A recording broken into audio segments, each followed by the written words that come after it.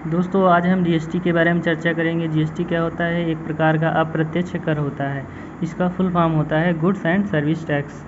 इसका ऐतिहासिक विकास बहुत ही लंबा है, जो कि 1986 से चला आ रहा है और 2017 में जाकर के ख़त्म होता है। 1986 में राजीव गांधी के सरकार के जो वित्त मंत्री थे विश्वनाथ प्रताप सिंह, उन्होंने एक कर सुधार से संबंधित नए कॉन्सेप्ट लाए थे, जिसे मॉडरेट के नाम से जाना जाता है। मॉडरेट होता है मॉडिफाइड वैल्यू एडेड टैक्स। इसके बाद दोस्तों 13 साल बाद 1999 में प्रधानमंत्री अटल बिहारी वाजपेयी की सरकार में जो आरबीआई के जो गवर्नर थे आईजी पटेल, सी रंगराजन और बिमल जलान, उन्होंने कर सुधार पर चर्चा की। तो इन तीनों गवर्नर जनरल ने कर सुधार से संबंधित उन्होंने एक सुझाव दिया। उन्होंने कहा कि देश में एक कर व्यवस्था होनी चाहिए। इसके बाद स्पष्ट हो जाता है कि जीएसटी की अवधारणा सन 1999 में प्रस्तुत की गई। इसके बाद वर्ष 2000 में अटल बिहारी वाजपेयी की सरकार ने पश्चिम बंगाल में तत्कालिक वित्त मंत्री असीम दास गुप्ता की अध्यक्षता में एक समिति बनाई गई, जिसे असीम दास गुप्ता समिति कहते हैं। दोस्तों यहाँ पर एक क्वेश्चन बन जाता है कि असीम दास गुप्ता समिति किससे संबंधित है? तो दोस्तों इसका आंसर हो जाएगा कर सुधार से संबंधित है, और ये क्वेश्चन एनटीपीसी में पूछे जा चुके हैं। और इसके अलावा यूपीपीसीएस में भी पूछे जा सकते हैं और बहुत सारी जगह पूछे जा सकते हैं। जीएस है जो कि हर जगह पूछी जाती है। दोस्तों इसके बाद 2000 में तो यहाँ पे समिति की स्थापना हो गई। इसके बाद 2003 में एक और समिति की स्थापना हो गई, डॉक्टर विजय केलकर समिति, और इसके जो अध्यक्ष थे डॉक्टर विजय केलकर ही थे। इन्होंने एफआरबीएम एक्ट 2003 पर चर्चा करने के लिए इसकी समिति की स्थापना की थी। एफआरबीएम एक्ट क्या होता है? ये होता है फिजिकल रिस्पॉन्सिबिलिटी बजट मैनेजमेंट, और इसके संस्थापक थे यशवंत सिन्हा। ये भी इम्पॉर्टेंट क्वेश्चन है। इसके संस्थापक कौन थे? यशवंत सिन्हा इसके संस्थापक थे। दोस्तों 2003 में केलकर समिति की स्थापना की गई, ठीक, लेकिन इसका कुछ तो फ़ायदा निकला होगा समिति का। तो दोस्तों 2005 में इसी केलकर समिति ने जीएसटी का मॉडल प्रस्तुत किया। नोट यहाँ पे एक विशेष नोट दिया गया है।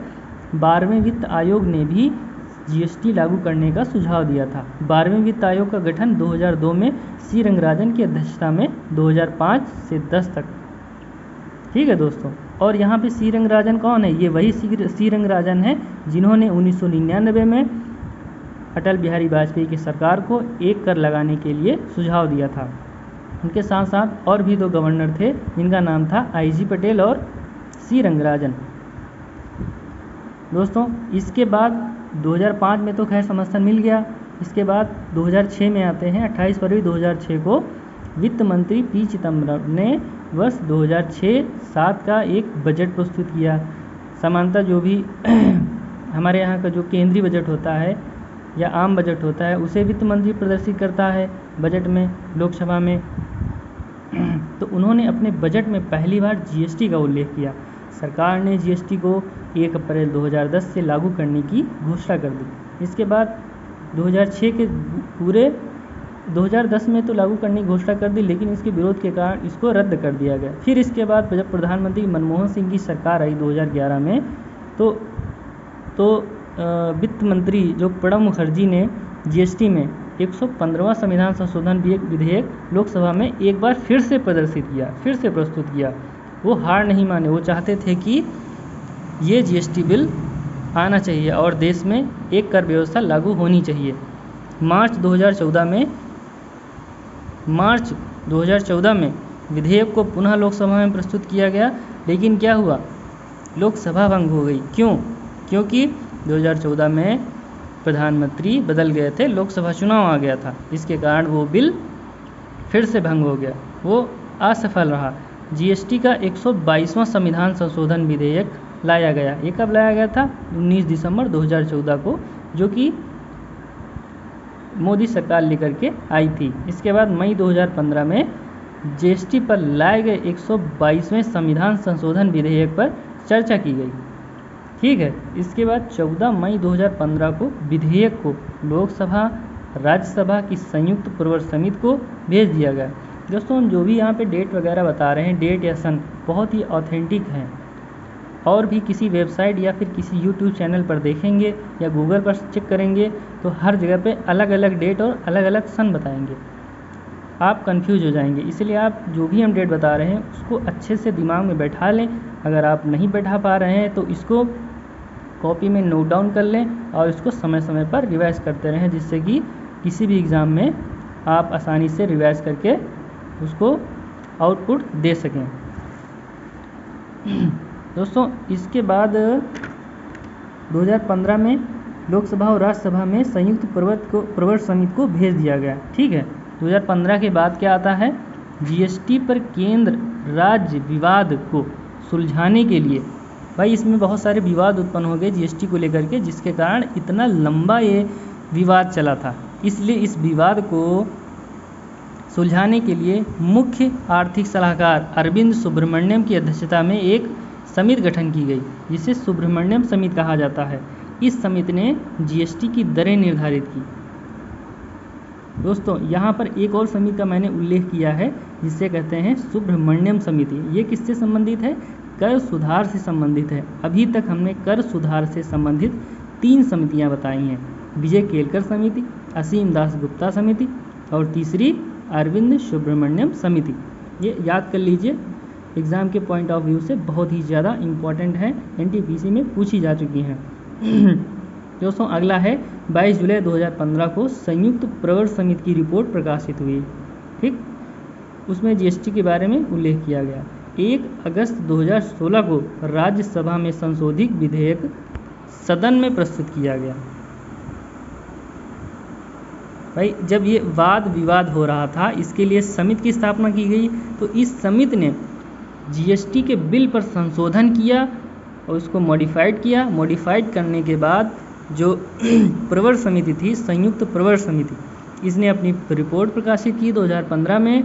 इसके बाद 2016 में 1 अगस्त 2016 को राज्यसभा में संशोधित विधेयक सदन में प्रस्तुत किया गया और उसके 2 दिन बाद 3 अगस्त 2016 को पारित हो गया। इसके बाद 8 अगस्त 2016 को लोकसभा में प्रस्तुत किया गया और वहाँ भी इसको पारित कर दिया गया।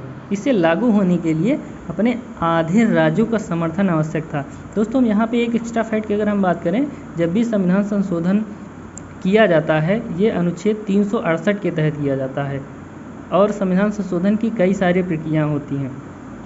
तो इसमें जो संविधान संशोधन की ये सबसे जटिल प्रक्रिया है और इसमें लोकसभा राज्यसभा के पारित होने के बाद उस बिल पर या उस एक्ट पर या उस विधेयक पर आधे से ज़्यादा राज्यों का उसमें सहमति होनी जरूरी है। अगर सहमति नहीं है तो उसे असंवैधानिक करार दे दिया जाएगा। ठीक है, तो इसीलिए इसे लागू होने के लिए आधे राज्यों का समर्थन आवश्यक था, मिनिमम 25 स्टेट का। दोस्तों इसके बाद 12 अगस्त 2016 को असम ने जीएसटी पर सहमत देने वाला भारत का पहला राज्य बना। ये एक और इम्पॉर्टेंट फैक्ट है जो कि पेट में भी पूछा जा सकता है और एनटीपीसी में भी और रेलवे ग्रुप डी में भी और डीडीसी में भी पूछा जा सकता है। डीडीसी मतलब दिल्ली डिस्ट्रिक्ट कोर्ट में जो ग्रुप सी की वैकेंसी आने वाली है या फिर जिसका एग्ज़ाम होने वाला है उसमें पूछा जा सकता है। इसके बाद 8 सितंबर 2016 को राष्ट्रपति के हस्ताक्षर 101वां संविधान संशोधन बन गया। भाई हस्ताक्षर होने के बाद वो एक्ट बन गया और इस एक्ट की महत्वपूर्ण बातें क्या हैं, इसमें संविधान संशोधन कहाँ पे किया गया, ये बहुत ही महत्वपूर्ण फैक्ट है। आर्टिकल 279 में एक और खंड जोड़ा गया, क खंड। इस क खंड में इस अधिनियम के लागू होने के 60 दिन के भीतर राष्ट्रपति एक जीएसटी परिषद का गठन करेंगे। ये प्रावधान उसमें बनाया गया। 12 सितंबर 2016 को जीएसटी परिषद का गठन भी कर दिया गया। दोस्तों इसके अगला फैक्ट की अगर हम बात करते हैं तो 1 जुलाई 2017 को जीएसटी लागू कर दिया गया था। इसके पहले भी बहुत सारी चीज़ें हुई थी, उसके बारे में भी चर्चा कर लेंगे। जीएसटी परिषद एक निकाय है। किस तरह का निकाय है? एक संवैधानिक निकाय है। क्यों? क्योंकि इसमें संवैधानिक संशोधन के द्वारा अनुच्छेद 279 का में एक नया उपबंध जोड़ दिया गया, तो ये संविधान से संबंधित नहीं हुआ, तो इसे संवैधानिक निकाय कहेंगे। तो ये जीएसटी परिषद क्या है? एक संवैधानिक निकाय है। 279 का में जीएसटी परिषद का प्रावधान किया गया, और जीएसटी परिषद केंद्र व राज्य का संयुक्त फोरम है, संयुक्त मंच है, और इसके जो चेयरपर्सन होते हैं वो केंद्रीय वित्त मंत्री होते हैं। और इस समय के केंद्रीय वित्त मंत्री कौन है दोस्तों? निर्मला सीतारमण।